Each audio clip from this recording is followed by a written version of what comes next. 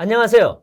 정치권의 복잡한 현안을 시원하게 풀어드리는 정치펀치 배성규입니다. 안녕하세요. 정치펀치 MC빈 배소빈입니다. 한덕수 국무총리에 대한 국회 인준이 마무리되면서 여야 간 협치의 물꼬는 트이는 것 같은데요. 네. 근데 지방선거는 점점 더 치열하게 이루어지고 있습니다. 그리고 윤석열 대통령의 첫 한미 정상회담도 성공적으로 치러진 것 같습니다. 이런 정치권의 현안을 우리 국민의힘 조수진 최고위원님 모시고 얘기 나눠보겠습니다. 안녕하세요. 반갑습니다. 안녕하세요. 정말 오랜만에 뵙는 것 같은데요. 작년에 좀 뵙고 이제 처음 뵙는 것 같은데 네.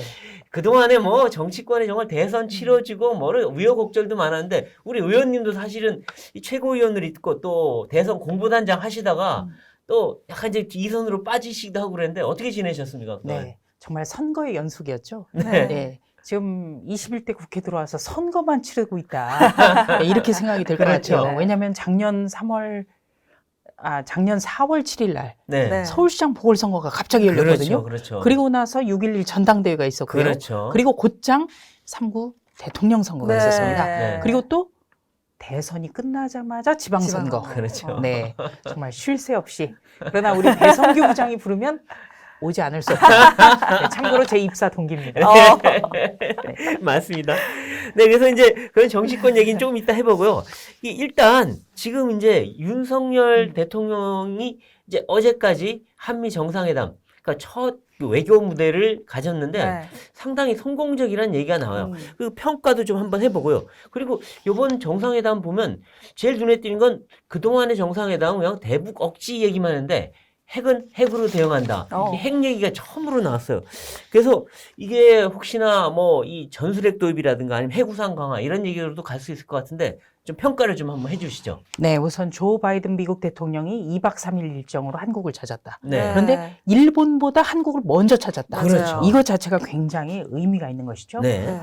문재인 대통령이 공과 과를 모두 따지면 공도 있었습니다만 네. 항상 그 한국이 패싱당했다라든가 아, 아니면은 그 폼페이오 미국 국방부 장관이 한국 방문은 연기하겠다. 네. 뭐 이런 이야기를 해서 그렇죠. 그 어떻게 보면 동아시아 문제가 한국은 빠져 있고 미국과 일본만 어떤 협력 관계가 강화되는 듯한 그런 모양새도 네. 있었거든요. 네. 그렇죠. 그리고 또 한 가지는 윤석열 대통령은 그 북한 문제에 관해서 핵 문제, 네. 안보 문제와 네. 별개로 인도적 대북 지원, 교류 협력은 별개로 두고 있다는 거죠. 그렇죠. 그러니까 이 코로나 사태에 대해서는 대북 인도적 지원을 한다라는 이야기를 하고 네. 그리고 어떤 그 안보에 있어서는 대통령은 특히 국군 통수권자거든요. 그렇죠. 그래서 안보 문제에 대해서는 아주 확고한 신념을 나타내고 이번에 금방 말씀하신 것대로 정상회담 이후에 핵은 핵으로 대응한다. 네. 네. 아주 중요한 예, 얘기더라고요. 이것이 처음으로 천명이 됐다. 네. 네, 그래서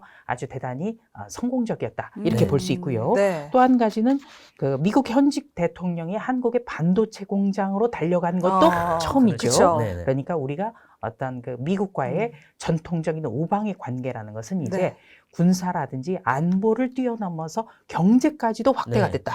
네. 여러 가지로 의미가 있다고 봅니다. 네. 그렇군요. 그러니까 또 가까이서 이제 본 기자들은 또 한미 정상 간의 케미도 굉장히 좋았다 이렇게 네. 이야기를 하는데 이런 상황이 앞으로의 전국에 어떤 영향을 좀 끼치게 될까요? 네, 우선 이제 이른바 보수 대통령이라고 분류가 되잖아요. 네. 그러니까 이른바 보수 진영에서 가장 큰 강점은 안보거든요. 그렇죠. 그러니까 튼튼한 어떤 안보관을 보여줬다라는 것. 그렇죠. 네, 그거 하나고요.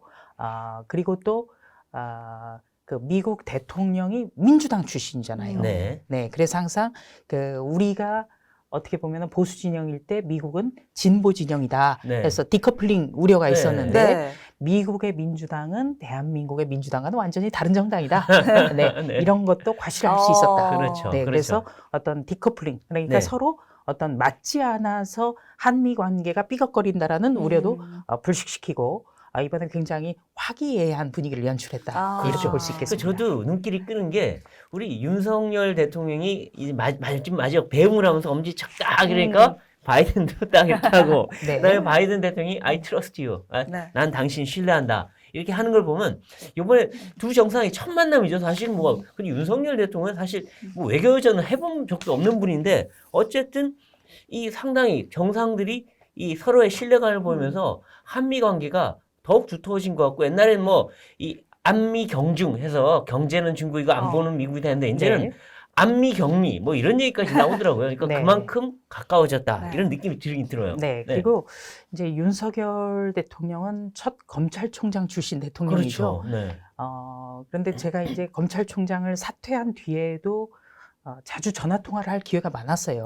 네네. 그래서 제가 이제 외교안보 분야에 대해서 굉장히 좀 많이 물어봤었거든요. 그렇죠. 네, 그랬는데 자기가 초등학교 때부터 가장 친하게 지냈던 동창을 통해서 수시로 외교안보는 좀 공부를 해왔다. 네네네. 그리고 어떤 김성환 지금 국가안보실장을 말하는 그렇습니다. 것 같아요. 네, 그리고 어떤 그 일본에 대해서도 그 과거에 김대중 오부치 선언에 대해서도 저에게 전화로 강의를 할 정도로 굉장히 숙지가 잘 돼 그래요? 있더라고요. 네네. 그래서 굉장히 놀랐습니다. 그러네요. 그래서 이미 검찰총장 그만둔 직후였는데 그때 김대중 오부치 선언에 대해서 이야기를 하는 걸 보고 제가 굉장히 인상 깊었습니다. 네. 그렇군요. 네. 그래서 김성한 외교안보실장 같은 경우에는 네. 그 검찰총장 사퇴 후에 뭐 2박 3일 같이 토론회를 하기도 했다고 와. 그 얘기도 그런 소개를 정도로. 하더군요. 네. 네. 그러니까 전에 대선 때 이재명 후보랑 외교안보 분야 토론을 하는데 네. 하나도 밀리지 않고 오히려 음. 주도를 하시더라고요. 네. 그러니까 그런 거 보면서 이분이 아무래도 외교안보 분야에 준비가 많이 돼 있구나 이런 느낌을 받았는데 이번에 확실하게 보여준 것 같아요. 상당한 노력이 이번에 좀 확인이 그렇죠. 됐다 네. 이렇게 평가를 하고 싶고요.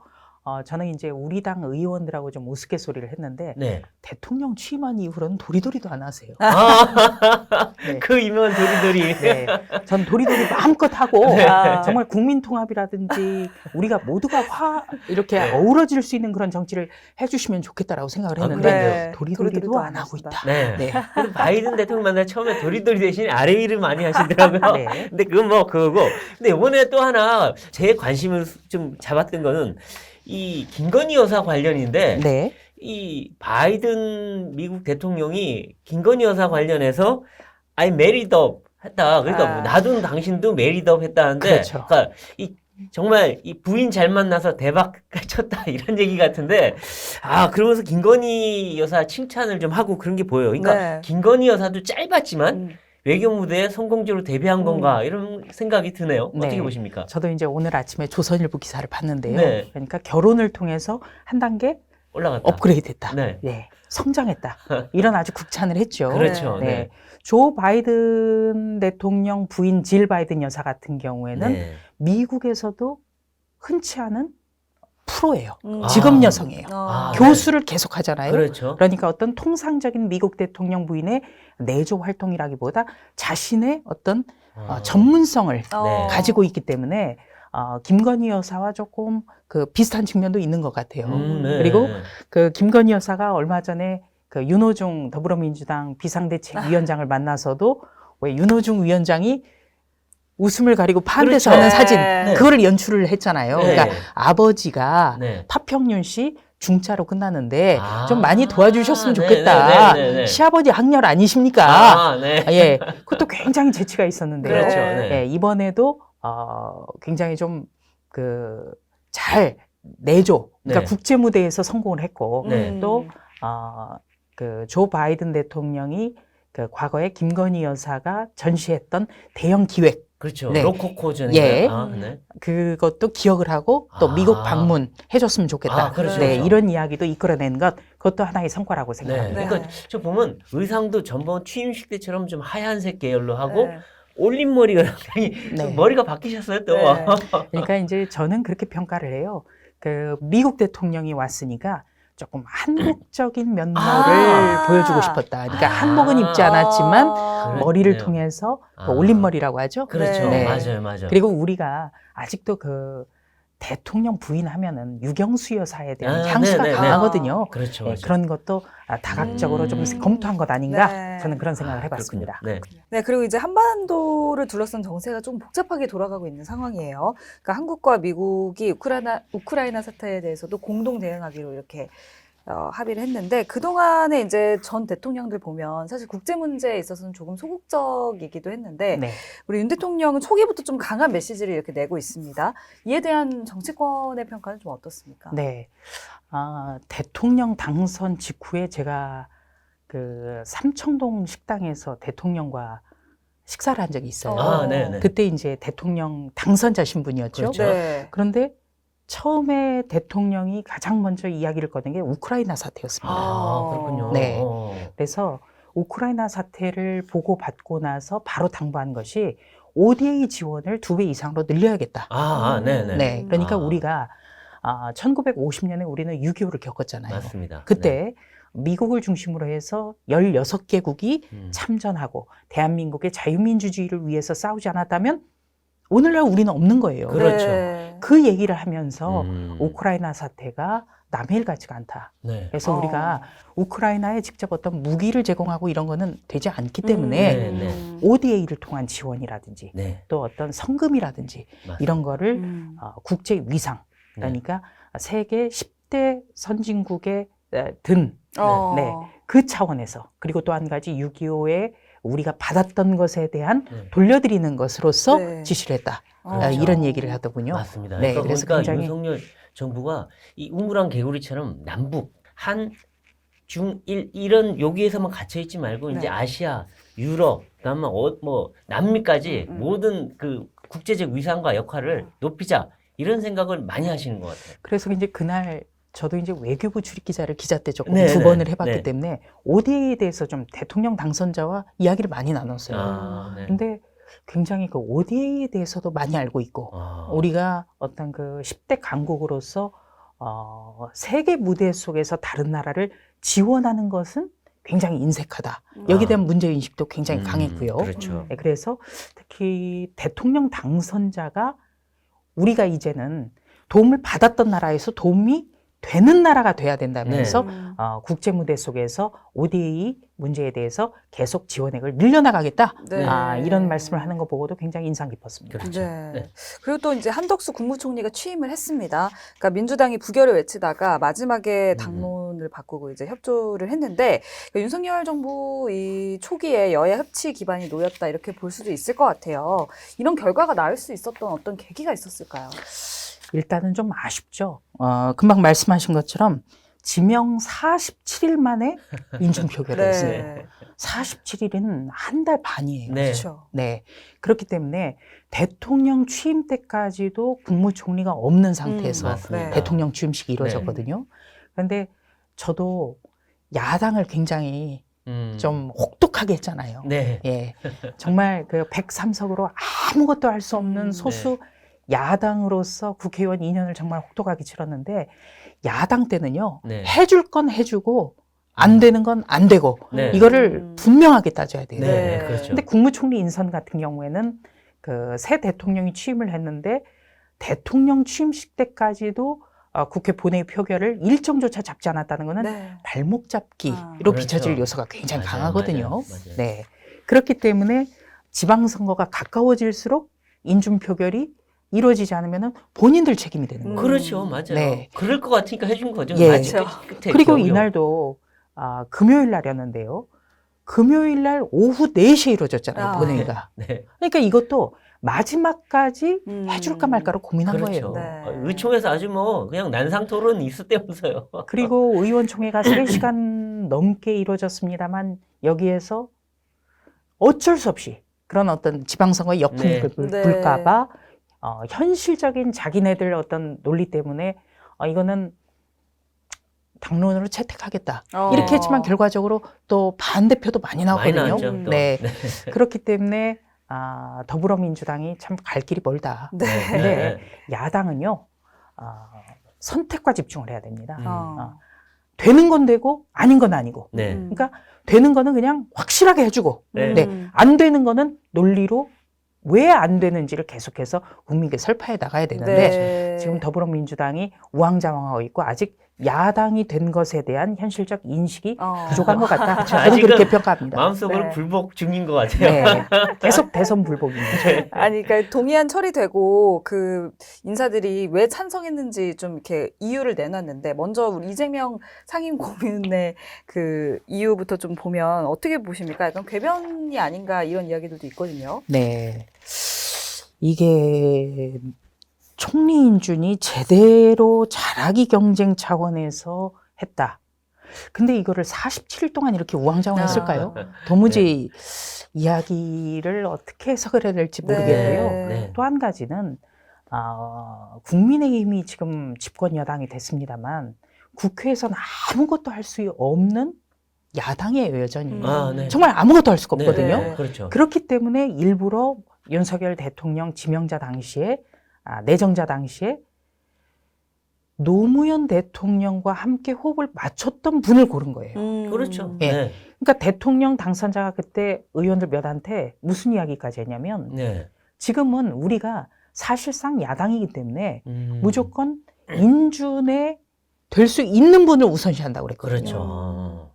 그 한덕수 국무총리 같은 경우에는 2007년 국무총리 될 때 그때 동시에 대통령 비서실장이 교체됐는데 문재인 대통령 비서실장이었어요. 그렇죠. 그래서 제가 그때 청와대 출입을 했는데 제가 썼던 기사도 다 찾아봤어요. 네. 그때 청와대 발표가 뭐였냐면 내각은 한덕수, 네. 청와대는 문재인, 투톱이다. 이렇게 해서 사진도 다 나왔어요. 네. 배포가 다 됐거든요. 네. 그렇다면 이것도 일종의 자기 부정이 되는 거예요. 투톱을 했던 사람을 예. 안 된다고 하니. 그러면 그러니까요. 문재인 대통령 때는 국정 운영에 투톱이 가능하고 네. 윤석열 정부 들어서는 안 되고 이것도 내로란 물이란 말이에요. 그렇죠. 그렇죠. 네. 기준이 그렇기 달라지면. 때문에 더불어민주당으로서는 쉽게 말하면 해주고도 욕먹게 그렇죠. 되는 네. 그런 형국이 됐다고 저는 생각합니다. 그렇죠, 그렇죠. 그렇군요. 그러니까 윤호중 비대위원장은 토끼몰이식 정치했다. 뭐 이런 이야기도 했고 함정에 빠지지 않기 위해서 동의했다. 이런 주장을 했습니다. 왜 이런 말을 했다고 보십니까? 더불어민주당의 극렬 지지층을 바라보는 정치죠. 그렇죠. 네. 근데 우리는 여야를 떠나서 넓은 중원을 놓고 경쟁을 해야 되거든요. 네. 근데 과연 이 중원이 더불어민주당의 논리라든지 주장에 동의를 한다면 아무리 윤석열 대통령 취임 직후라 하더라도 지금 지방선거에서 나타나는 모든 여론조사 수치가 그렇게 나올 것 같지는 않다. 네. 그렇게 봅니다. 네. 그래서 그렇죠. 우리는 정말 중원과 중도를 놓고 건전한 경쟁을 해야 된다. 이 말씀을 드리고 싶습니다. 그렇죠. 네. 그리고 이제 좀 이 재미있는 부분이 한동훈 법무장관인데 뭐 시간이 지나도 사람들은 여전히 이 한동훈 장관 얘기를 하는데 특히나 민주당 의원들이 청문회에서 정말 황당한 발언을 많이 했죠. 네. 그래서 야 이건 도대체 자질이 어떻게 국회의원 자질이 저 모양이냐 한 얘기가 나오는데 현장에 계셨었죠. 근데 그분들 거의 뭐 술 취한 상황 같기도 하고 아니면 도대체 준비를 하나라도 해왔나 하는 생각이 들 정도인데 어떻게 보셨습니까 그때? 글쎄 저는 상당히 긴장을 했어요. 왜냐하면 그렇죠. 김남국 의원들이 뭐라고 했냐면 밤새 준비하느라고 잠을 못 잤다. 어머. 그렇게까지 이야기를 밤새 했잖아요. 준비했다. 밤새 준비하느라고 잠도 제대로 못 잤다. 그래서 뭐 한동훈 후보자가 워낙 잘 유연하게 대응할 것도 같고 네. 그리고 그다지 크게 문제될 것 같지는 없었습니다만 어. 그래도 걱정이 되더라고요. 그렇죠. 예, 밤새 어떻게 준비해서- 논리적으로 공격을 그렇죠. 할까? 네. 그리고 지금 더불어민주당의 법사위원들이 상당히 변호사가 많거든요. 네. 율사 출신이라고 그렇죠, 해요. 그렇죠. 그러니까 굉장히 법률적으로 논리적으로 상대를 몰아갈 수 있는 그러한 유리한 조건이에요. 네, 네. 그런데 저도 깜짝 놀랐어요. 제가 그 다음 날에 이 시청하신 분들께 굉장히 좀 비판을 많이 받았습니다. 웃음을 왜 참지 못했느냐. 네, 네, 네. 저도 네, 많이 맞아요. 후회가 되더라고요. 네. 그러니까 청문회라는 어떤 그 후보자의 네. 도덕성이라든지 자질을 검증하는 자리에서 여당 의원이 웃음을 참지 못하는 모습 보여드린 것에 대해서는 제가 민망하고 좀 죄송스럽게 생각을 해요. 근데 저희도 근데- 다 참지 못했어요. 아유, 근데 이거는 정말 깜짝 놀랐어요. 네. 네, 어떤 뭐 역량이라든지 검수한 박 논쟁이라든지 네. 딸 문제를 포함한 도덕성 논란 이게 전혀 논리적 공방이 아니라 네. 지금도 저도 그 자리에 있었지만은 뭐 한동훈 후보자 딸 이름이 한국 3M이라든지 그다음에 이모라든지 네 그리고 뭐 내 말이 웃겨요 뭐 이렇게 글쎄요. 소리 지르는 거 웃기더라고요. 그래서 저도 그날 네. 새벽 3시 30분까지 제가 그날 한 18시간 정도를 꼬박 아이고. 앉아 있었는데 네. 와. 예, 힘들기도 했지만 정말 어떻게 이렇게까지 더불어민주당이 전락을 했을까 안타까운 생각도 했어요. 네. 왜 이런 말씀 드리냐면요. 네. 국회의원에 대해서 여든 야든 신뢰가 무너지면 네. 도매금으로 같이 망하는 거거든요. 네. 예, 그런 의미에서 뭐 같은 국회의원인데 그런 모습이 좋지는 않죠. 그렇죠. 그렇죠. 네. 정말 저희가 봐도 개콘의 한 장면 같고 우리 다른 의원이 개콘의 방청석에 앉아 계시는 분 같은 그런 느낌이 좀 들었어요. 네. 맞아요. 그러니까 웃음을 참지 못했다고 하셨는데 그때가 이제 김경률 회계사가 이제 증인으로 나와서 증언할 때 그때 웃으셨던 걸로 제가 기억을 하거든요. 여러 번 웃었어요.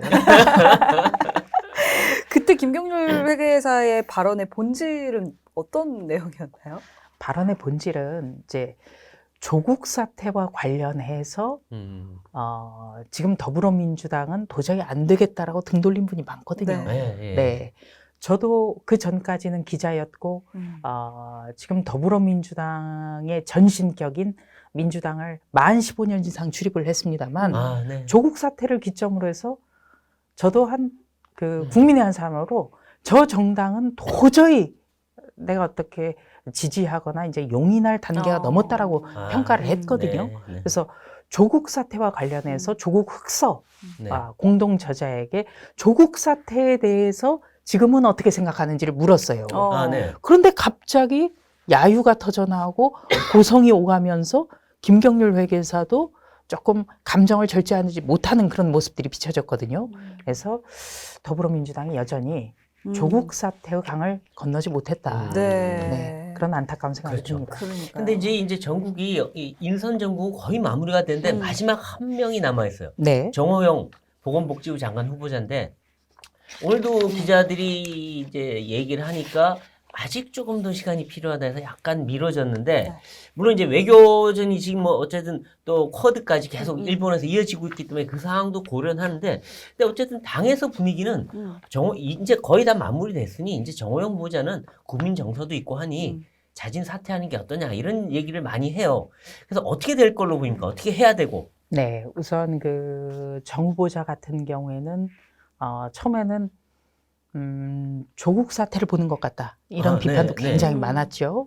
그런데 그냥 평론할 때와 국회에 들어와서 어떤 소속 정당이 있다는 것은 완전히 달라요. 아, 그렇죠. 네. 왜냐하면은 지금까지는 한덕수 국무총리 지명자의 인준 표결이 이루어지지 않았기 때문에 네. 더 말씀을 다 자제한 측면도 있거든요. 아, 네.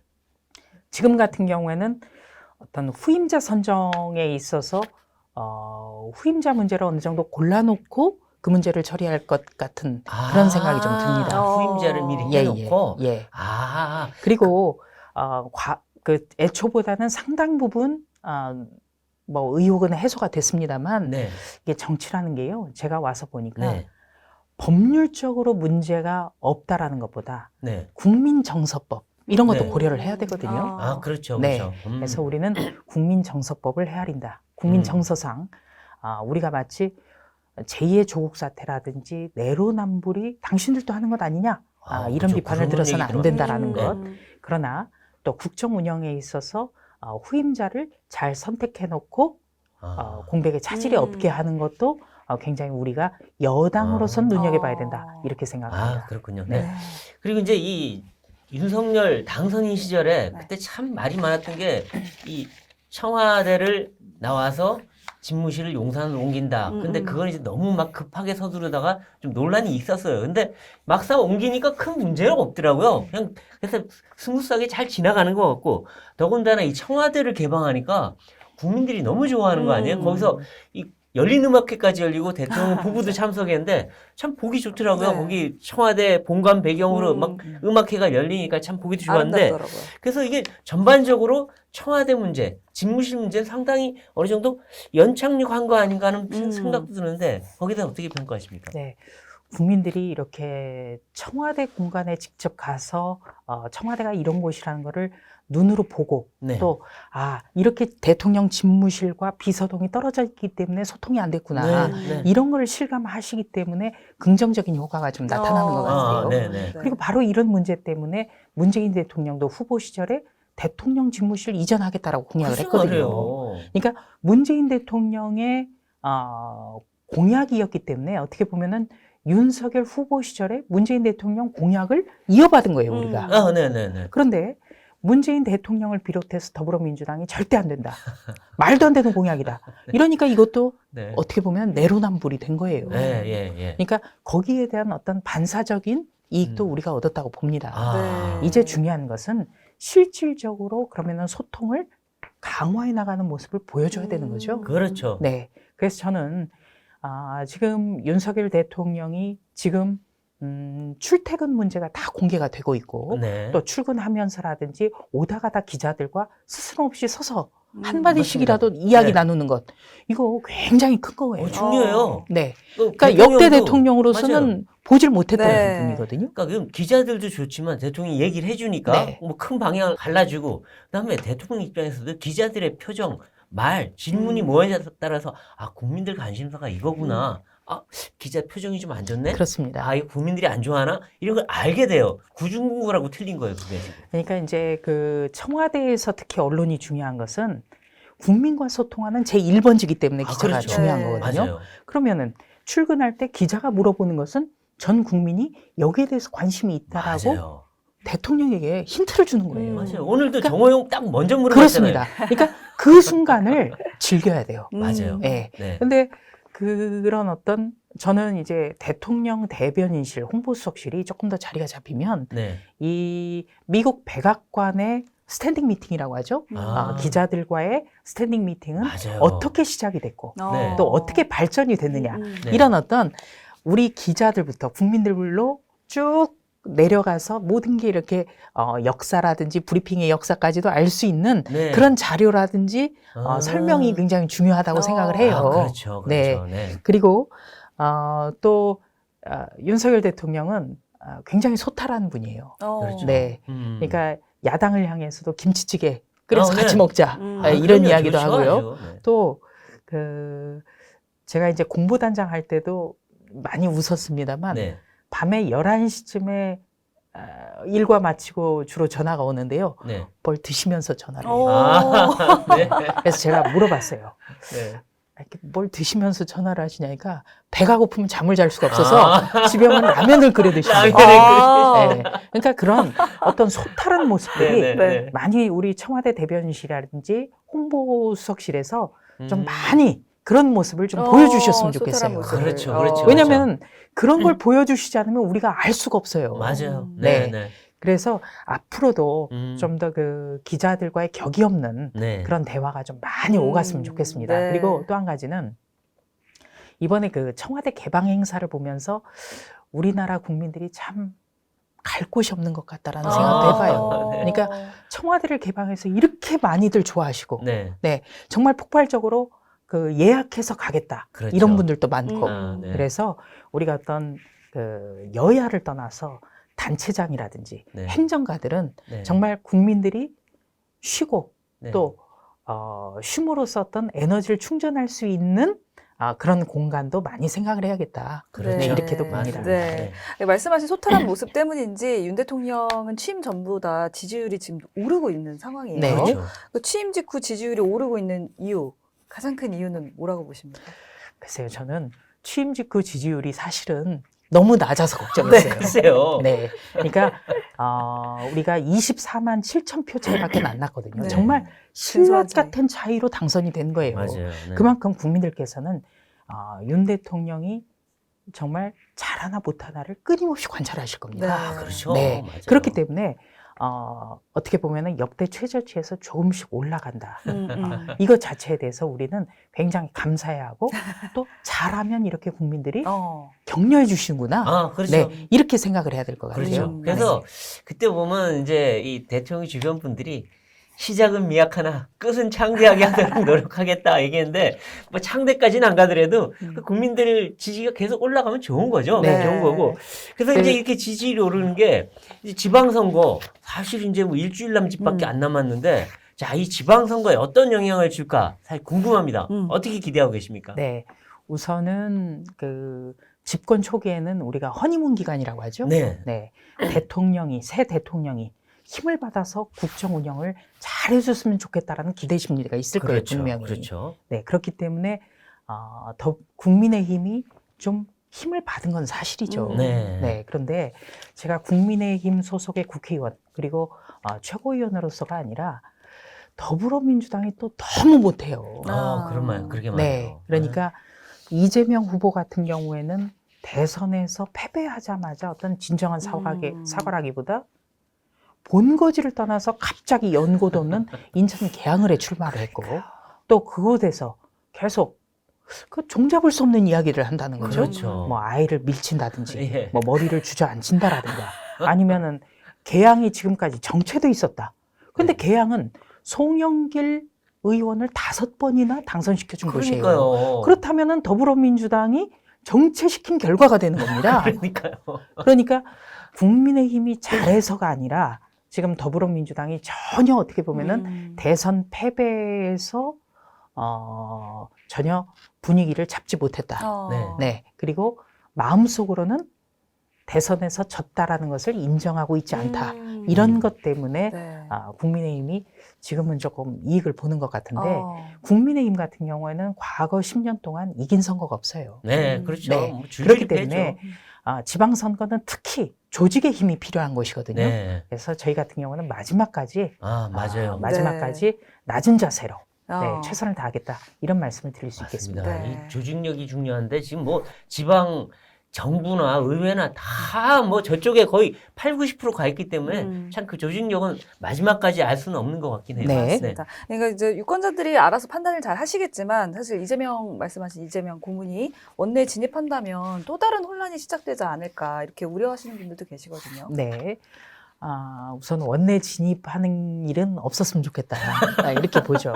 지금 저도 이제 오늘 스튜디오 촬영 끝나고 나서 바로 인천 계양을로 달려가기 때문에 거기 가서 예. 윤영선 후보를 지원하게 아. 되는 예. 거군요. 그래서 이제 오늘 부득이하게 운동화에 청바지 입고 네. 자켓만 갈아입고 네. 그러고 왔습니다만 그 지역에는요. 네. 그 지역을 잘 아는 네. 일꾼이 필요한 거예요. 네. 네. 그런데 인천 계양을과 이재명 전 경기지사가 어떤 교집합이 없단 말이에요. 관계가 없죠, 사실은. 네. 그래서 지금 여론조사도 윤영선 후보가 앞서 나가는 듯한 그 양상이 지금 이어지고 그렇죠. 있거든요. 네. 영점 무드다 뭐 네. 이런 얘기도 나오고 그래서 하죠. 지금 오늘 아침에 8시 반부터 국민의힘 중앙선대위 회의가 있었습니다만 거기서도 비공개 자리에서 판세 분석을 많이 보고를 들었습니다. 네. 근데 계양을이 정말 해볼만하다. 해볼만하다. 해볼만하다라는 이야, 이거는 여러 가지 상당히 보고를 들었고요. 어. 충격적인데요.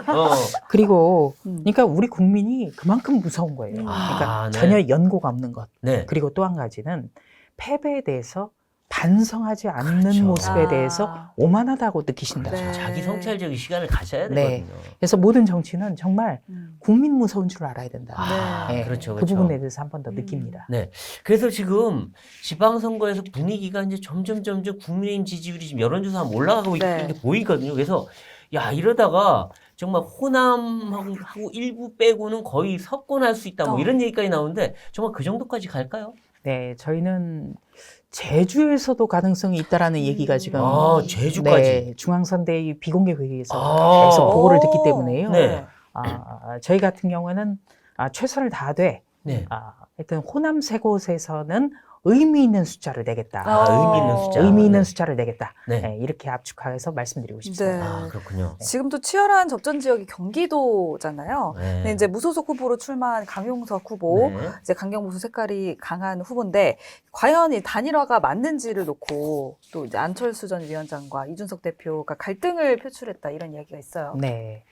그 단일화 같은 경우에는요. 네. 힘을 합치면은 힘이 커지기 때문에 네. 단일화라는 건 항상 정치권에서는 상수가 되죠. 네. 그러니까 어떤 작은 차이가 있다 하더라도 손을 잡으면은 이길 확률이 커지기 때문에 네. 모든 그렇죠. 쪽에서 우리가 단일화는 언젠가부터 해야 된다라고 보는 것이죠. 네. 네. 근데 뭐 이것은 김은혜 경기지사 후보가 결정할 문제입니다. 네. 왜냐하면은 후보 자신이 내켜야 되지 이거를 중앙당에서 이렇게 하자라고 할 수는 없거든요. 네네. 예, 후보의 결단이 남았는데요.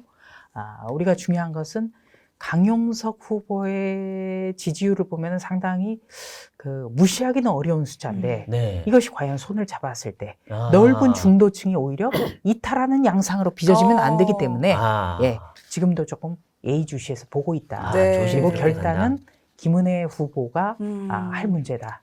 그렇군요. 예, 이렇게 보고 있습니다. 그리고 이제 지방선거와 함께 지금 치러지고 있는 것이 보궐선거 7곳인데요. 아까 이제 이 계양은 얘기했는데 지금 뭐 성남 분당도 있고 안철수 전 대표가 그 출마한. 그다음에 뭐 서울 지역 강남도 있고 충청도도 있고 강원도 원주도 있고 곳곳에 있어요 지금. 그쪽 판세는 어떻게 지금 네. 진행되고 있나요? 국회의원 보궐선거 역시 네. 이제 그 해당 광역단체장 선거와 밀접하게 아, 관련이 돼 그렇죠. 있죠. 관련이 돼 있죠. 네. 네. 제가 2020년 4월 총선을 네. 마치고 나서 103석이라는 의석은 전혀 생각지 못했던 의석이에요. 네. 정말 국회에서 아무것도 할 수가 없고, 네. 예. 제가 참 많이 힘들었습니다. 지난 그렇죠. 2년 동안. 맞아. 할 수 예. 있는 거라고는 할 수 있는 건 개헌 아무것도 막는 거밖에 없고요. 없어요, 사실은 예. 거의. 아침에 제가 6시쯤, 평균적으로 6시에는 일어나서 밤 11시, 12시까지 일을 하는데, 네. 네. 그리고 끝나고도 어떤 보람이라든지 성취감 같은 건 없었어요. 네. 네. 그런데 불과 1년 만에 서울시장 보궐선거에서 이겼단 말이에요. 그렇죠. 그것도 압승을. 아, 네. 그리고 지금 2년이 지난 이후에는 벌써 109석이 됐어요. 네. 그래서 저는 이번에 7석도 우리가 모두 석권할 수 있다라는 어떤 생각, 기대도 좀 해봅니다. 아, 그렇군요. 그리고 일단 지역적으로 어떤 그 윤석열 대통령의 취임 초반이라는 거를 제외하고도 상당히 우리 세가 좀 강한 곳이 있거든요. 아, 네. 네, 그런 네. 곳들이 중심적으로 됐기 때문에 네. 예, 마지막까지 최선을 다하겠지만은 7석 전체를 네. 해서 좀 110석을 뛰어넘는다면 상당히 아. 의미가 있고요. 가령 이게 의석의 숫자라는 게 굉장히 중요한 게 그렇죠. 제가 만 2년 동안 국회 법사위라는 제 뭐 전문성은 없습니다만 마지막 어떤 마지막 그렇죠. 골대거든요. 그렇죠. 이게 마지막 예. 게이트 키핑 관문이죠. 예. 그래서 중요하기 때문에 법사위를 했는데 국민의힘 소속이 6명이었어요. 103석을 기준으로 해서. 네. 근데 109석이 되니까요. 7석으로 늘어납니다. 어허, 그렇네요. 그러면 이번에 7석을 더해주면 또 숫자가 변할 수가 있어요. 아, 그렇죠, 네. 그렇죠. 그러니까 이렇게 의석이 하나의 의석이 이 정도로 큰 파급력이 있단 말이에요. 그렇죠. 네. 이거 법사위 때 보면 뭐 안건 조정이 통과시키려고 무소속으로 바꾸는 위장 멀쩡한 탈당. 사람을 탈당시켜서 예, 위장 말이 탈당이죠. 됩니까 이게? 네. 그래서 정말 참. 지금 어떤 강원도에서도 윤석열 대통령 외가가 있기 때문에 상당히 바람이 불고 있고. 아, 네. 원주구에서 지금 재보선이 있죠. 네. 지금 거기도 지금 이길 수 있다 이거죠. 예, 예. 아. 그리고 이제 그 이광재 후보, 네. 이광재 더불어민주당 강원도지사 후보가 과거에도 경험도 있고 상당히 장점도 그렇죠. 있습니다만 지사를 하고 원주 국회의원을 해서 지역 주민들과 상의 없이 그냥 후보가 된 것. 여기에 대한 좀 반감도 있고요. 그러네요. 네. 그러네요. 그리고 충청 같은 경우에는 특히 윤석열 대통령의 500년 뿌리를 둔 곳이에요.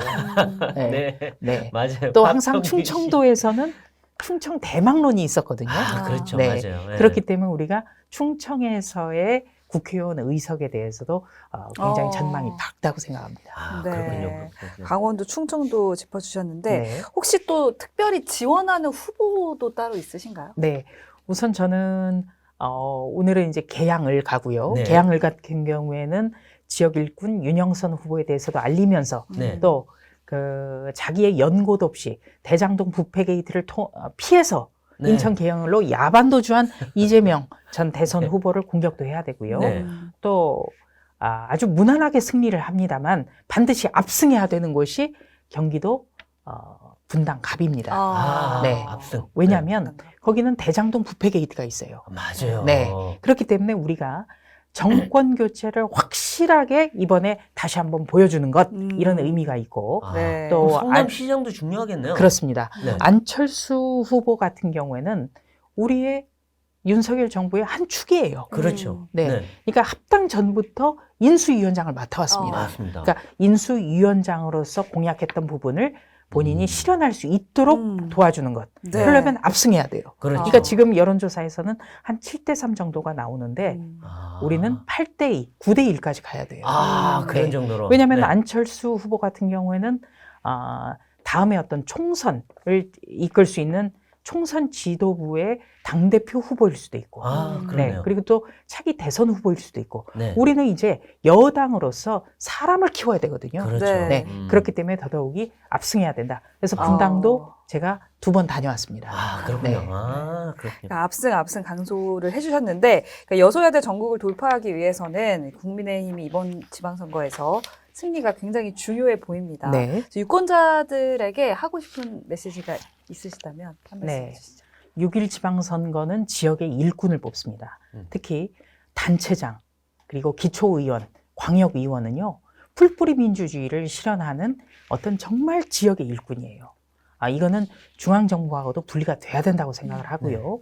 또 지난 3월 9일 우리가 역사적인 정권 교체를 이뤘습니다만 지금의 중앙 권력이 아니라 지방의회 같은 경우에는 4년 전 더불어민주당이 어떻게 보면 일당 독재라도 이거는 과언이 아닐 정도로 독식을 하고 있습니다. 그렇기 때문에 이번 6월 1일에는 지역의 일꾼을 뽑는 선거, 그리고 지역의 권력의회를 바꾸는 지방의회의 교체, 이것이 우리의 목표입니다. 그렇기 때문에 국민 여러분께서 슬기롭고 현명하게 여러 가지를 판단해 주셨으면 좋겠습니다. 네, 네. 그렇군요.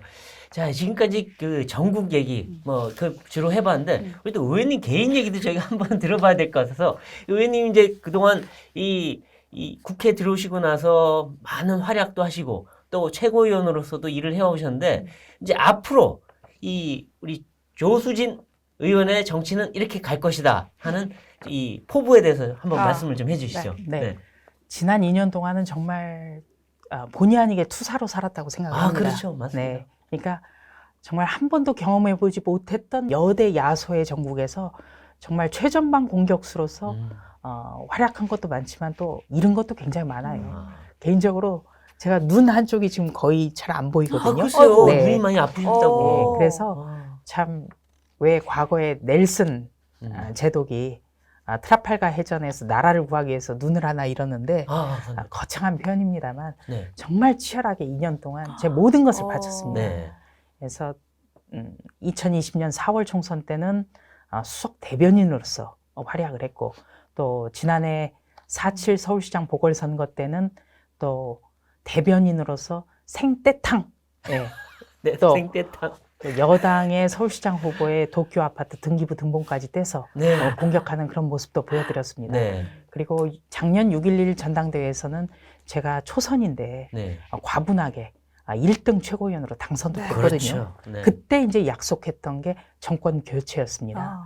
그래서 정권 교체를 해냈고 그렇죠. 그리고 이번 6월 1일 지방선거에서 또 지방의 권력 교체도 승리하는 게 제 목표고요. 네. 네. 또 저는 국민의힘에서는 조금 귀한 존재이기도 합니다. 네. 네, 저는 호남에서 고교까지 그렇죠. 나왔습니다. 맞습니다. 그렇기 때문에 이번 지방선거에서 우리 호남에서 의미 있는 숫자를 기록하기 위해서 네. 열심히 호남을 중심으로 해서 뛰어다니겠습니다. 네. 그리고 우리 정치가 지난 문재인 정부 5년을 통해서 너무나 갈라져 있습니다. 네.